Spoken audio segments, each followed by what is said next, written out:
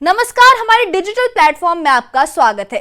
पश्चिम Asia में तबाही मची है। इजराइल और ईरान के बीच जंग ने पूरी दुनिया का ध्यान खींच लिया है। गुरुवार 13 जून 2025 को इजराइल ने ईरान पर सबसे बड़ा हमला किया और फिर ईरान ने पलटवार करके इजराइल को हिलाकर रख दिया। सवाल ये है कि ये जंग शुरू कैसे हुई, दोनों देशों की ताकत क्या है और ये सब आगे क्या मोड़ लेगा। चलिए इस जंग की पूरी कहानी आपको बताते हैं। सबसे पहले बात करते हैं कि ये जंग शुरू कैसे हुई। 13 जून की रात इजराइल ने ईरान पर अब तक का सबसे बड़ा हमला किया। इजराइल ने ऑपरेशन राइजिंग लाइन के तहत ईरान के कई शहरों को निशाना बनाया। ये शहर थे तेहरान, करमानशाह, तबरीज, अराक, नंताज और इरफान।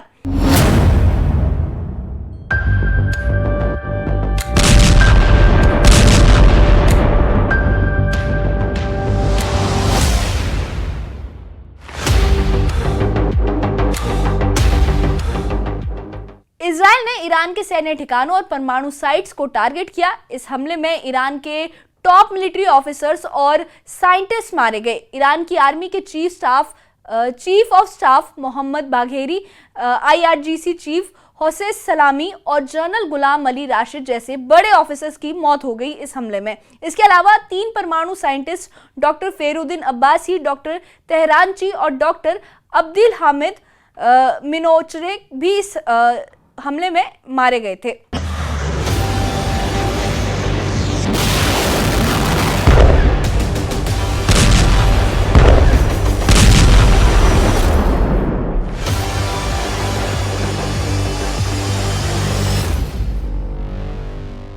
इजराइल ने दावा किया कि उसने ये हमला अपने बचाव में किया क्योंकि ईरान के पास 9 परमाणु बम बनाने लायक यूरेनियम है और वो 6 साल में 20,000 बैलिस्टिक मिसाइलें बनाने की प्लानिंग कर रहा है।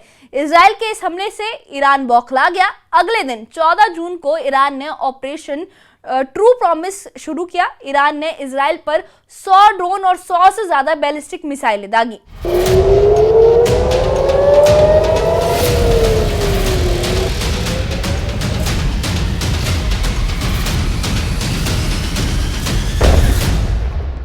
और इजराइल के शहरों में धमाके हो गए। राजधानी तेल अवीव और जेरूसलम में सायरन बजने लगे। लोग डर के मारे बंकरों में भागे। तेल अवीव में कई इमारतें जल गई और धुएं का गुब्बार उठने लगा।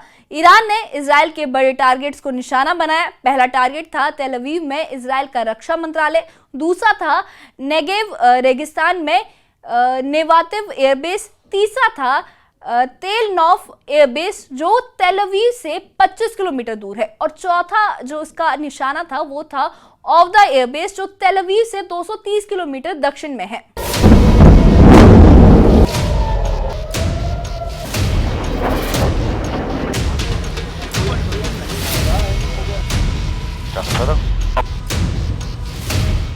इन हमलों में इजराइल में 3 लोगों की मौत हुई और 50 से ज्यादा लोग घायल हुए। अब सवाल ये है कि इस जंग में कौन ज्यादा ताकतवर है।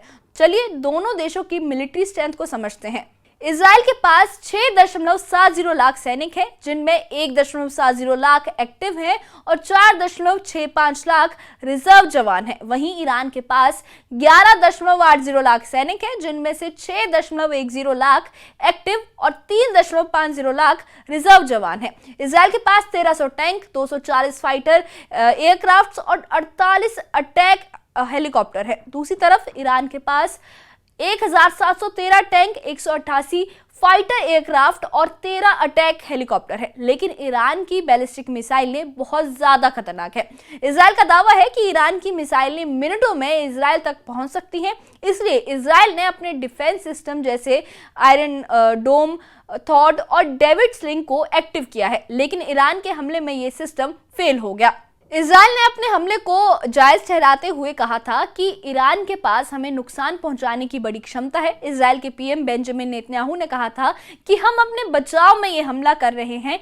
ईरान परमाणु हथियार बनाने की दिशा में खतरनाक कदम उठा रहा था। इजराइल ने अपने नागरिकों से अपील की है कि वो अगले कुछ दिनों तक सतर्क रहें और होम फ्रंट कमांड के निर्देश माने। ईरान के हमले के बाद इजराइल ने बेन गुरियन एयरपोर्ट बंद कर दिया। इजराइल की सेना ने कहा कि वो बड़े हमले के लिए तैयार है। दूसरी तरफ ईरान ने चेतावनी दी कि जो भी इस जंग में इजराइल का साथ देगा उसे दुश्मन माना जाएगा।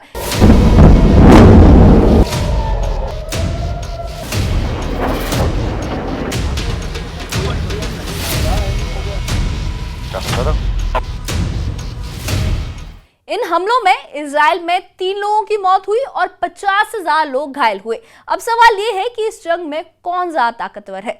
चलिए दोनों देशों की मिलिट्री स्ट्रेंथ को समझते हैं।